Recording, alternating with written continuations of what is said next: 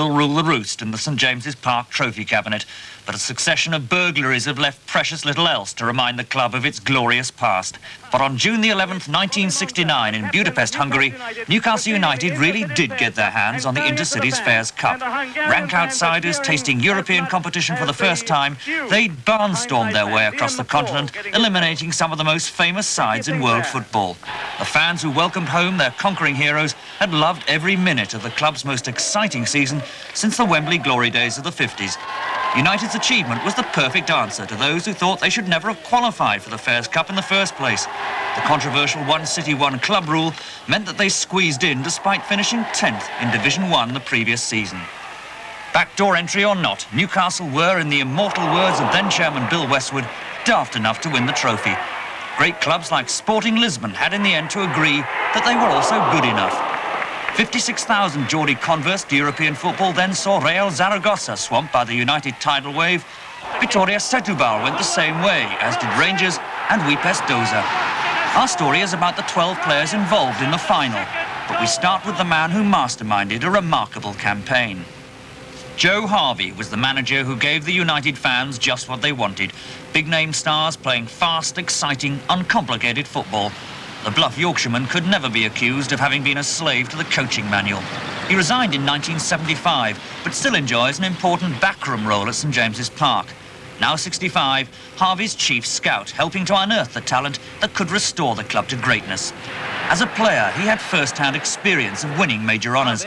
A key figure in that glorious FA Cup era, he captained United to victory at Wembley in 1951 and 53.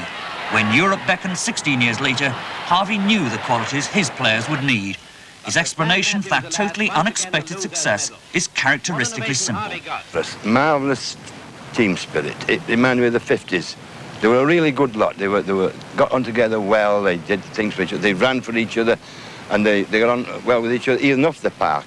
And that spirit certainly worked in the first-round first-leg game at St James's against Dutch aces Feyenoord. Harvey's spying trip had paid dividends. We went and we watched them, and it was a red-hot day, about 90 in the shade, and they played walking football. And I came back and gave the lads a spiel, we'll walk this, they're playing walking football. And of course we went and we were that confident, we've got 4 in here, it could have been 8 and walk over. And then from then it just snowballed. Tell you what, I'm looking for a bit more effort from the Blacks. You'll excuse the phrase, Goff. 15 years on, Frank Clark, United's skipper against Feyenoord in place of the injured Bob Moncur, finds himself in one of the game's less fashionable backwaters as manager of 3rd Division Orient. Compared to Newcastle, it's hardly a football hotbed. It's very much a contrast here. You know, we're struggling to get gates of 3,000. I keep seeing in the newspapers that there's 30s and 32s still going through the gates up there, and I'm a little bit envious of that. But in the northeast, as you know, the pressure from the media is fairly intense, and in management you spend a fair bit of time trying to keep the club out of the newspapers up there. Down here, I've got to ring them up to get anything in. Down here is Brisbane Road, London East 10, where Clark, now 40, has been in charge since early this season. Newcastle fans will remember him as a dependable, though not quicksilver defender. When he looks back on his first taste of European football, he can still hardly believe the outcome. That's right, they were at that time a very highly rated European side, and no one expected us to beat them, as you say. And that will always be remembered as Jeff Allen's game. You know, he absolutely slaughtered the right back of Feyenoord and won the game for us virtually single-handed. And we went out there with a 4-0 lead, which should be impregnable, and did our best to throw it away. But the fortunate part about it was we learned so much from that first tie that stood us in great stead in the later rounds. I think a lot of people have got memories of Joe Harvey and his famous spying trips on the opposition and the dossiers he used to bring back. I don't know too much about the dossiers. I never saw any of them. Perhaps he thought it was a waste of time giving them to me. He certainly went on all the spying trips and enjoyed himself. I think the only dossiers that were brought back actually were brought back by the pressmen, you know, with regard to the social scene out there. When Newcastle gave him a free transfer in 1975, Clark was shattered. He'd never wanted to play anywhere else. But a certain Brian Clough revitalised his career at Nottingham Forest. In the next 4 years, Clark won European Cup, League Championship and League Cup winners' medals. In 1979, he came to Roker Park as assistant manager to Ken Knighton. Sacked with Knighton 2 years later, he teamed up with him once more at Orient. When Knighton was dismissed again earlier this season, Clark stayed on as the boss. But does he dream of a return to his native northeast? I'm not going to get a Sunderland job, so if I want to work back in the northeast, it would have to be Newcastle. But I mean, I don't know. I just obviously my ultimate aim is to manage a first division club. I've always been a Newcastle supporter, of course, from being 3, 4, 5 year old. They're still the first result I look for, and I'm hoping, and I'm very confident that they'll get back into the first division this season, and I'll win a fortune in the dressing room if they do. For players and fans alike, European football was a novelty, and the trip to Rotterdam for the second leg against Feyenoord a week later was surely a formality.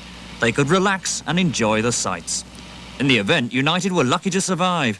They packed 8 men in defence, but conceded a goal in each half, as Feyenoord at last lived up to their formidable reputation. For much of the game, it seemed that one Newcastle defender was waging a lone battle against a skillful Dutchman. He was an unlikely hero. Pull. Ollie Burton, the hero of Rotterdam, enjoys a rather different sporting pursuit these days. Now 42, he looks every inch the country gentleman, with home a beautiful converted farmhouse deep in the peaceful Norfolk countryside. He shares it with Pauline, a former beauty queen, and his companion these past 5 years. Burton returned to his roots when a knee injury ended his football career 11 years ago, and it's the sort of life he always wanted. I always hoped that I would eventually have this sort of life, because I actually come from South Wales, and I was brought up in the country.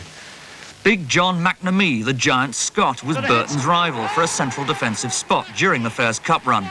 But his performance in Rotterdam ensured the Welshman usually got the nod. Burton had been converted from full back with great success. And though he won 9 Welsh caps, he was willing to sacrifice further international honours to stay in the Newcastle side.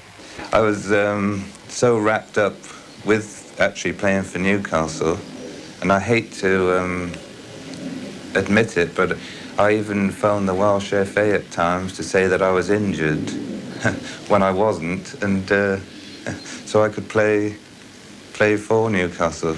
You couldn't afford to be injured, really, during the cup run, because John McNamee was breathing down your neck all the time. Oh, Big John, yeah, we had a bit of a battle.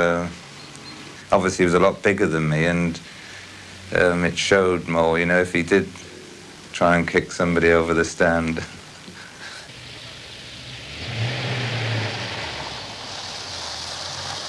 Burton was a popular figure on Tyneside for 10 years, though few of his fans would recognise him now. He's between jobs as a brewery representative, but the elegant home and Aston Martin in the driveway bear testimony to the success of an interesting and lucrative sideline. A friend of mine's a stockbroker, and I was always told, to look after, when I was playing football, to look after my money, and I think what I'm actually doing now is, quite successful, and it's bringing me a little bit of money in. I'd rather leave it at that.